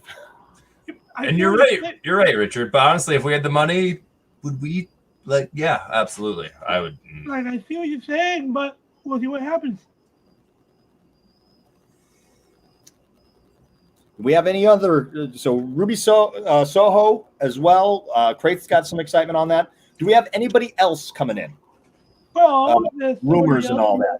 Well, another rumor that's coming in is Bryan Danielson, more familiarly as Daniel Bryan.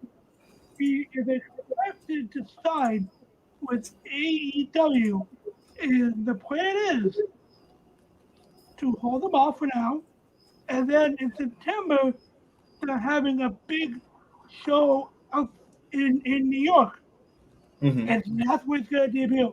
That's the plan right now that I heard. Bryan Danielson, who was in ROH, PWI rated him best pound-for-pound wrestler in the world, has proven that he can play both heel and face. That was the biggest thing before he even went to WWE was he has zero charisma. I think he's proven that he has charisma. He's proven that he is a fantastic wrestler. But will he be able to make a huge difference? Just like CM Punk, is he going to be able to make a huge difference in AEW with their roster? Him and Punk are mirror right now. They are complete opposite ends of the spectrum, but they're on the same exact path. Bryan was brought to AEW from his passion. He wanted to do more. He needed to do more. He wasn't content in WWE. That's not the same force that's driving CM Punk. I don't have a single doubt in my mind that when Bryan Danielson gets in that ring, he will be one of the top wrestlers ever. Seeing an unleashed dragon for the first time in a decade is going to be phenomenal. It's going to be amazing. And they better find someone who can keep up with him in that ring. But it's just, it's so weird seeing Punk and him doing the same exact thing for completely different reasons, completely different trajectories. And I'm excited for Bryan, though. And Bryan Jolly more for Bryan. Absolutely. And and Brian wants a lesser work schedule, and he wants to work in Japan. So that makes sense because AEW doesn't really do house shows, and AEW, they do have a working partnership with New Japan.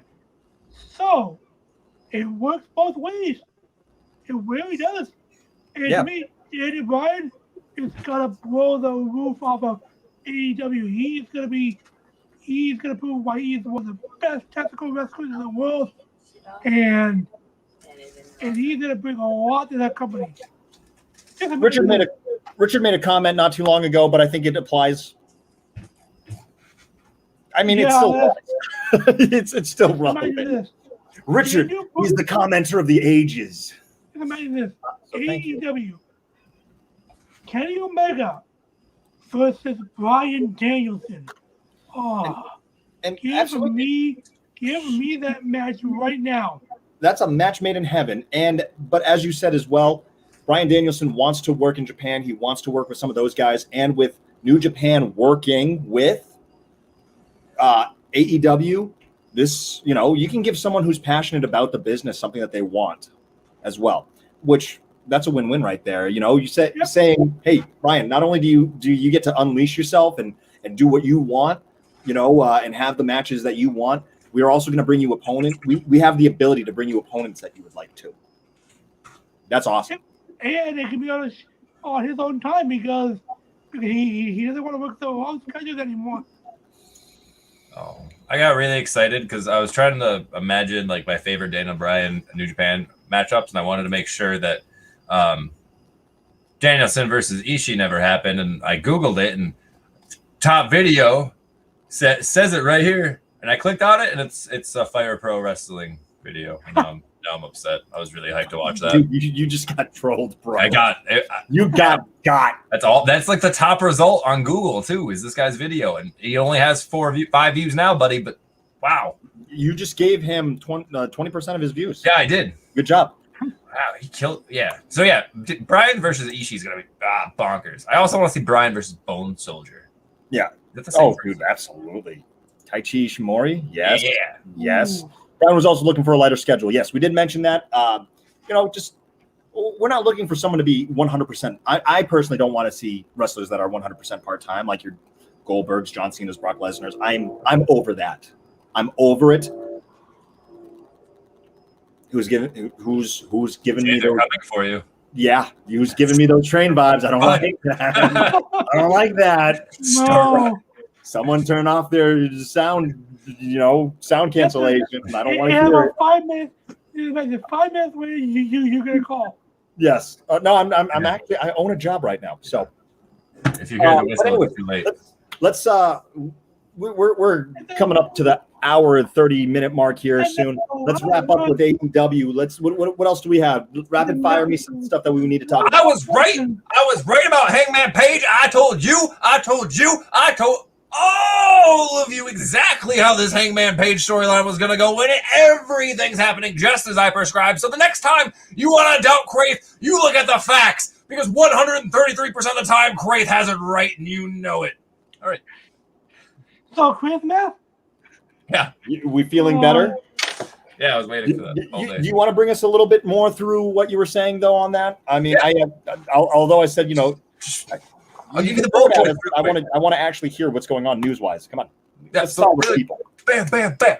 Months ago, no, not a month ago, about a month ago, I said, when we were all talking about Hangman Page finally climbing the mountain, finally fighting Omega, I said on the very first show we discussed this, Hangman needs to lose one more time. And all of you called me crazy. You're like, no, Craith, you already lost to Omega twice. No, you're going to kill all of his momentum. No, what have we been working for? But this is the arc that needed to happen. He needed to fail. Hangman needed to fail one more time. He needed to fall off that horse. This time surrounded by a different posse. Now, remember, the last time he did this, and the last time he asked the Elite to give him space, they wouldn't do it. They refused. They just bugged the crap out of him. What did I say? Well, whatever. They kept bugging the crap out of him, and that eventually led to Hangman snapping and leaving the Elite. This time, you have the Dark Order doing the exact opposite. So when Hangman finally does say, hey, yeah, I need you guys, and they get back on that horse, and he's going to come and he's going to slay Omega as the world champion. That's exactly what I said. Hangman needed to fail one more time. The Dark Order needed to pick him up, and then he gets the title. This is a critical part for Hangman Page's story, and they're hitting it out of the park. Yep. And like Sergio said, Christian is facing Christian is facing Omega and All Out. And the reason why is I don't blame AEW for that one. So apparently the reason why Christian and not Page are facing Omega and All Out is because Hangman Page is expected to be a father soon. So his wife is currently pregnant, and AEW does not want their world champion to be a part-time wife. Like they give him the title and then he goes away. Which makes sense because yeah, if I was AEW, I wouldn't want to give Page the title when he's expected to be a father because he'll be away for like what 3-4 months. I want my champion to be focused and ready to go. And once Page is through everything with being a father for his child, that's when he's getting his world title reign. And Wally, I see what you mean now. You're saying that Christian is facing Omega All Out, so therefore my prediction was wrong about Hangman. So by Hangman losing one more match, yeah, at the time I said he needed to lose the championship match, but in a roundabout, messed up linguistics kind of way, Hangman lost the match. He lost possession of that title match. By transitive law. So I'm technically right, which is the best kind of right. Well, I'll concede that you, in a roundabout way, got to it. And when it comes down to it, him taking time and Dark Order, giving him space / not giving him space, supporting him through this time is a perfect time for him to go on paternity leave, be there for his family, still build up a story. It works. It works. This timeline works. And when it comes down to it, all I can really say is we're going to have a very buzzed or bald Jake on our hands. That's all I can say. I mean, I know I wasn't putting this up on the line for nothing, but even my prediction, which was a long shot prediction, seems like it was a little bit more on point than Jake's. I'm sorry. Yeah, great, flaunt it. Yeah, look at that. I grew my hair out just to not have it shaved. Just for that. Look at that. Whoa. All right. Do we have anything else we want to really quickly cover about AEW? Well, one more thing. So yeah, please. It could be one more things. I don't mind. So AEW could be saying one more guy. Surely he's saying Punk. Surely they could be saying Bryan. But the next guy could make a huge impact in AEW. Bray Wyatt. Bray Wyatt. I really thought you were going with Buddy Murphy there. And then as you kept talking, I'm like, no. Big impact. Wyatt. And to me, WWE, as we all know, WWE cut him. And with all and when that news broke out, everyone was like, what are they doing?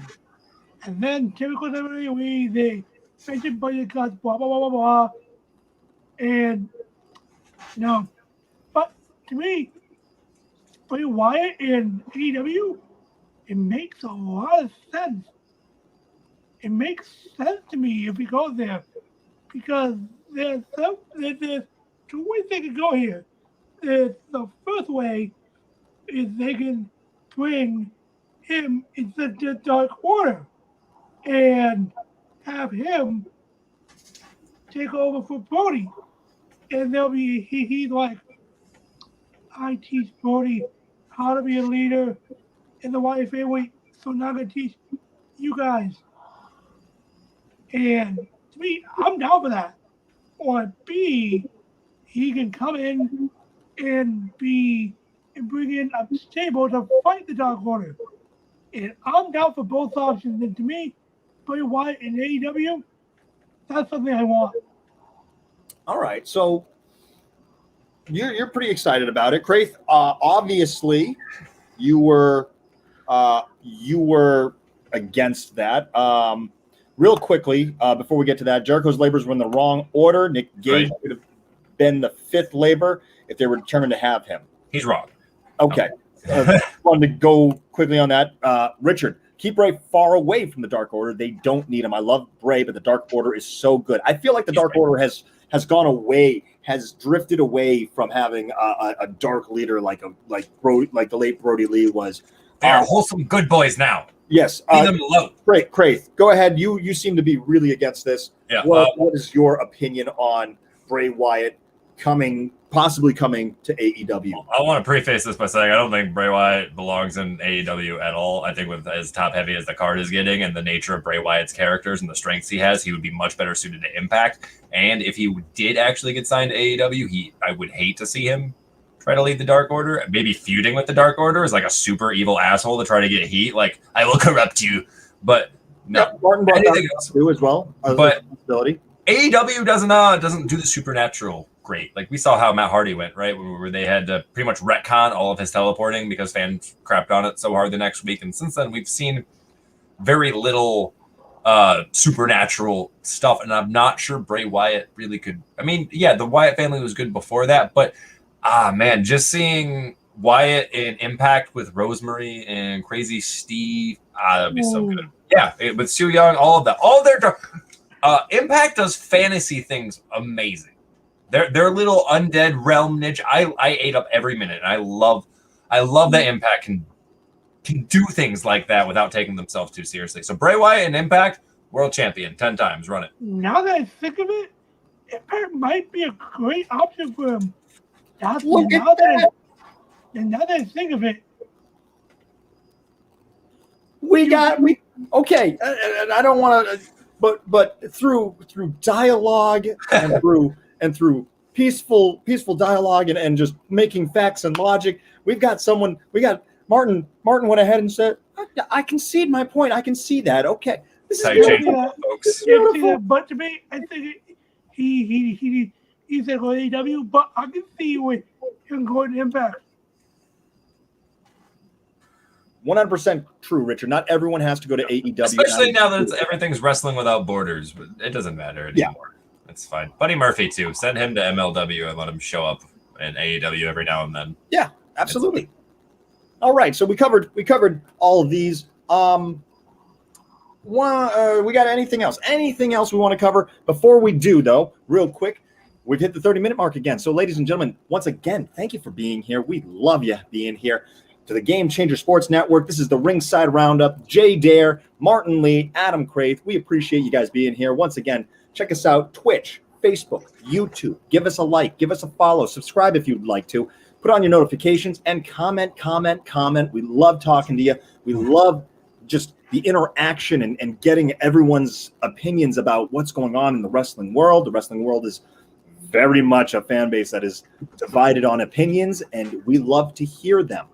And we're going to continue to do our best to try to get you your show back on schedule once a week if we can. My schedule is going to be calming down a month from now, and hopefully we'll be able to do this all the time for you guys. But thank you so much for joining us, and we appreciate you. Back to the show, gentlemen. Anything else that sticks out in your mind that we can quickly go over with AEW before I hijack the show like I usually do at the end of the show? Nope, it's past my bedtime, brother. You can blitz it when you're ready. Martin? I'm all good. All right. So, we're going to, here it is. Bam! It's the New Japan Blitz time. And we're going to start off with a great little segue from AEW. Jon Moxley losing the IWGP United States title to Lance Archer, my daughter's favorite wrestler, by the way. So, to me, that's heartfelt. That's awesome. I love it. Then Lance is defeated. Already? Yes, he lost the title to Hiroshi Tanahashi. It wasn't even Little Haku? It wasn't even Little Haku. Hiroshi Tanahashi, of course, an absolute living legend as far as Japanese pro wrestling goes. I can't be too mad. He's one of my favorite wrestlers of all time. So, But at the same time, I do wish Lance got a longer time with the title. But there is another rematch going on. Hiroshi defending the title against Lance Archer. So that's exciting. We'll get a rematch for that. To me, this is just playing the seed for Tanahashi versus Archer at All Out. It's going to happen. I would love to see it at All Out. I would love to see it, period, the end. Once again, I haven't been able to keep up with my wrestling, but I got the news. So but when it comes down to it, I know why they did this. I mean, I can definitely see Hiroshi losing to Lance Archer. They wanted to give Hiroshi Tanahashi the title because there's not a title that he basically hasn't had. There's almost no single title that he hasn't held in New Japan right now, besides the new World Heavyweight title, and they're not going to give that to him anymore. His time has passed as a top guy. He's fantastic in the upper mid card, and he's fantastic as the old general that's holding on to everything. So yes. So he's pretty much the R-Truth of New Japan. No. He's got more respect than that. Man, Come on. I thought you'd get more living. Get out of here with that nonsense. My goodness. How dareth you? All right. So I do believe that Lance Archer is going to be reclaiming the U.S. title because he's got, he was part of New Japan for so long. It makes sense to me. But they want to give Tanahashi the Grand Slam. I've held all these singles titles and everything. So I don't mind it. I don't mind it. Do I think it's a little quick moving with the titles because Lance holds it so short in the times that he does have it? Yeah, I don't like him being a transitional champion. He's a big guy. He's a decent wrestler. You leave the title on him for a little bit. Leave him alone. Right. Anyway. And we have, I didn't even write down the show name. Oh, wow. All right. That's bad on me for research. Give me a second. I know. Are you talking about the one coming up? The one in MetLife, at the MetLife Dome over in Japan. The one with, we were just talking about this. I know. Grand Slam? Yes, Grand Slam. Thank you. Grand Slam at the MetLife Dome. It's a 2-night event that's going to be happening. And we got a couple of really cool things that are going to be happening over there. Look at his face. Oh, that was so cute. No, you got all excited. You can see your face, and you go, I got so much to talk about, guys. Look, I'm a geek for pro wrestling. It is what it is. We've got Hiromu Tanahashi making his return, which is, of course, my favorite. He is the junior weight division. There's no doubt about it. He is New Japan's junior weight division. You cannot take that away from him. He is just so popular. And he's coming back, and he's going to be facing Robbie Eagles on night 2 for the junior weight championship. Robbie E, huh? Yeah. Really? No kidding. So, I mean, Robbie Eagles, the thing is, he's been kind of a jobber until he randomly won the title off of El Desperado. Is that the same Robbie E from Impact? Sorry. Robbie Eagles. So I honestly don't know. No, Robbie E from Impact is NXT. Okay. Yeah. Oh, you're right. That's Robert Stone now, right? Craith just got so deflated on that. Yeah, bro, I'm like, wait, Robbie E is tearing it up in New Japan? What? No. So Robbie Eagles is tearing it up in New Japan as the current champion, but I don't see it being much more than a transitional champion. Hiromu never lost the title. He had a torn pectoral, returning from injury, and I don't see it going any other way besides him winning this because when it comes down to it, he's had to already vacate 2 titles due to injury. I do not see him not getting a long title run again. So that's exciting. I love that. We are excited about that. Shingo will defend his title against Evil, which we're wishy-washy on. Shingo has been absolutely a workhorse for New Japan for the past 2 years. His matches have always been must-see matches, but Evil, ever since teaming up with Dick Togo, has been not must-see matches. In fact, it's you get the same thing over and over and over again. Watching Shingo power through to defeat Evil and Dick Togo and all the interference they're going to have on top of it, fantastic, awesome. We're all going to love that. I do not see Evil winning that match. Shingo's going to hold on to it until either Will Ospreay returns, or at the very least, I see him holding it until Wrestle Kingdom and defending it against whoever wins the G1. Speaking of which, G1! So, yes, I'm very excited about these things. Ladies and gentlemen, this is my jam. The G1 begins September 18th. We don't know what the rosters will be. We don't know what the blocks will be. But I'm putting it out there. I'm putting it out there. I've only got two. I've limited it down. I got one of two people winning, and that's it. Ibushi wins it for a third time in a row to make it a record. You know, no one's won it 3 times in a row. Or Okada finally comes back up from this weird mid-card tag team level that he's been in, and he just finally raises up and goes, no, I'm the guy. I've been the guy. I'm always the guy since I came back to New Japan. Let's reclaim the crown. I don't see it going any other way. As much as I like Will Ospreay's work ethic in New Japan and everything else, I cannot see it going any other way besides either Ibushi winning it for his third time or Okada.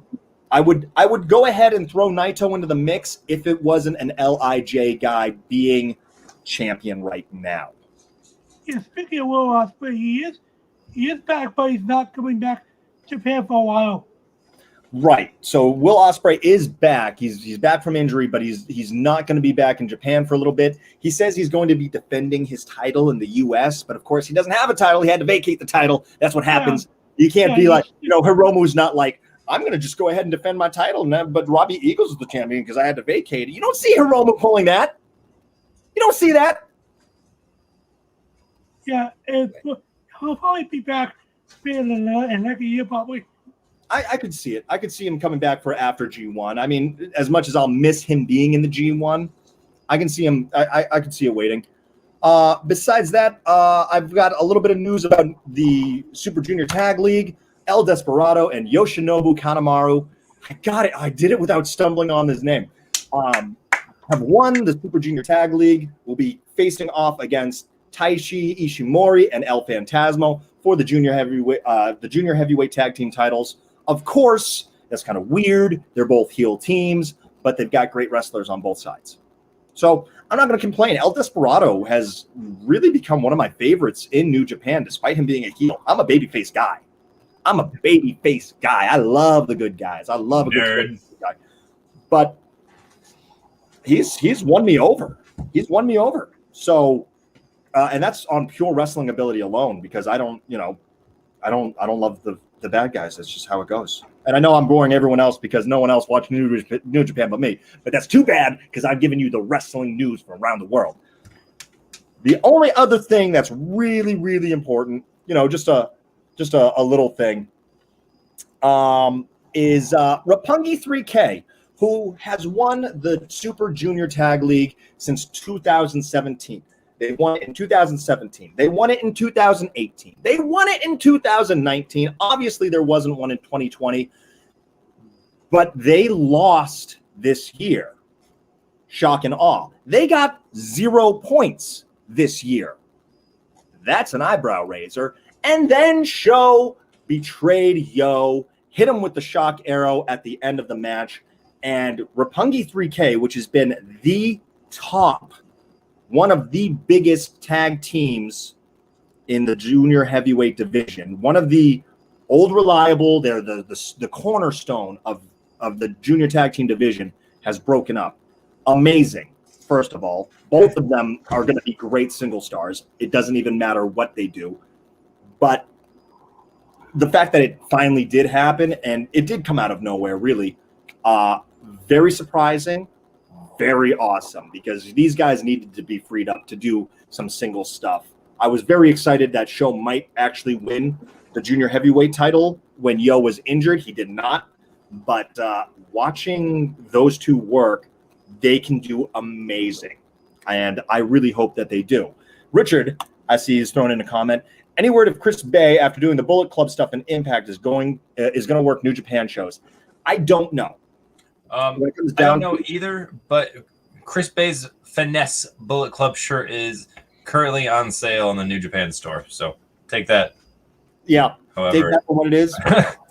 I'd have to assume that we will see him around, whether it be for the G1 Climax, which is very possible. It could even, depending on his weight, he might be in the Best of the Super Juniors, because New Japan is known for reaching out and trying to get guys from outside of Japan so they can actually prove that it is the best tournament in pro wrestling, which is an undisputed fact. And I dare anyone to try to go ahead and fight me on that. it seems he worked New Japan's Super J Cup anyway. Super Junior Cup? He probably did. Yeah, that's what You mean Google told me. Yeah. Takahashi versus Chris Bay? Dude, Takahashi versus anyone. Hiromu can work with anyone. So, yes, I would love to see all sorts of matches in New Japan. I just wish I had more time to dedicate to New Japan as it stands right now. But, so for me right now, I'm jolly more on New Japan. That Grand Slam show is looking fantastic. I'm excited about everything that's going on in it. I'm really fingers to have Yoshihashi win the tag team titles in the triple threat match for the tag team titles. It's not going to happen because it's Yoshihashi, but a man can hope. Besides that, things have been good. Things have been good. As we said. I sure it's not anything other than New Japan that you want to talk about. What was that? I'm sorry. Are you sure you're not forgetting anything about New Japan? Oh, I'm probably forgetting a whole bunch about New Japan. Ahem. But yeah, so here's one thing that you missed. So, What? So New Japan had the big US show a couple days ago, right? Yeah. Okay. Yeah. And the Good Brothers successfully defended their titles at the show. Right after the show, right after the match, a specific tag team came out to confront them.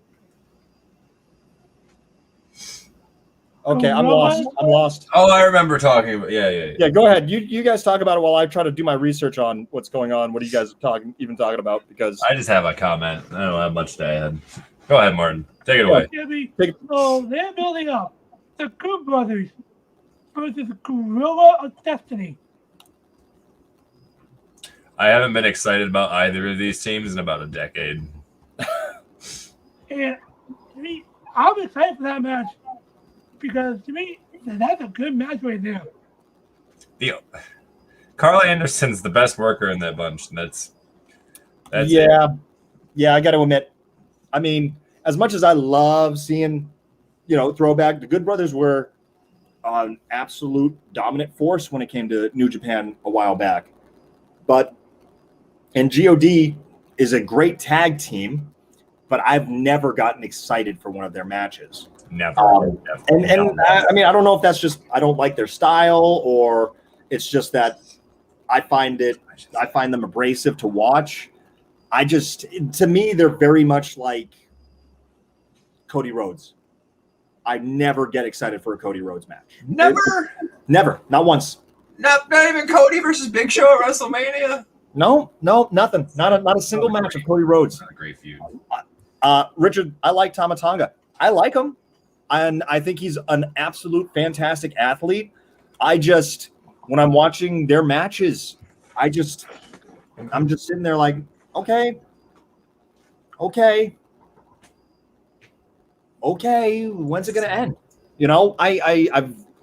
I won't say that I hate their matches. I don't think they're subpar matches, but I'm never wowed. I'm never wowed by these matches. So that being said, we're going to be hitting the 2 hour mark here really shortly. Let's get some final thoughts on the whole show real quickly, and we will close it up at the 2 hour mark. So Martin, take us away. What do you think overall, as far as the wrestling world looks? Do we have a jolly more or a jolly less on the future of pro wrestling as it stands right now? The future of pro wrestling, I gotta go jolly more because it's been exciting over the past few months. If you watch more than WWE, then yeah, I'd be excited for pro wrestling because there's a lot of great stuff going on right now. All right, Craith, what are your thoughts? Vince, if you're gonna sell, just do it already. For the love of God, put us out of our misery. So it seems to be AEW gets jolly more, New Japan gets jolly more, and WWE gets the jolly less right now. Like WWE, it wasn't even as bad in 2013. Honestly, this is one of the worst periods of WWE wrestling that I've ever experienced as part of the fan. And I got to say, overall, I agree with you because I can't get into it. But overall, as far as the wrestling world goes, I'm optimistic. I'm jolly more on this. So that being said, New Japan knows how to book their older guys in the New Japan dads. Edge could be a WWE dad. Absolutely. I like it. I've always loved how they were doing. You weren't watching in 1995 then. Sir, I was one. Oh, no. Sir, I was one. If that's not one of the greatest comebacks I've heard. But yeah, gentlemen, thank you for joining us for the Super Show. Everyone out there that has been watching and stuck with us, Richard Wright, Thirsty Dawn, Chad, I saw you were in here, and anyone else that hopped in. We appreciate you. Thank you for joining us on the Game Changer Sports Network. This has been the Ringside Roundup, available to you most Tuesdays when when all of us can get together. But you can catch us on Twitch, official_GCSN, on Facebook, Game Changer Sports Network. Check us out on YouTube, which I don't remember what exactly our handle is over there. Try a bunch. There's a couple of them. Try a bunch, exactly. But give us a like, give us a follow, comment. We'll get to you. We love talking with you guys. We always, always, always want to hear your opinions on it. And don't forget, if you are looking for any sports news about any sport, check out GameChangerSportsNetwork.com. And we love to get back to you guys over there. So, I am Jay Dare, the smartest man in the room, Mr. Martin Lee, and Adam Craith. We would like to thank you guys. It has been a blast. It has been an honor. Hopefully, we will not be waiting another 5 weeks to do this with you all again. Besides that, we want to thank you and have a great night. Take care. Hey, guys.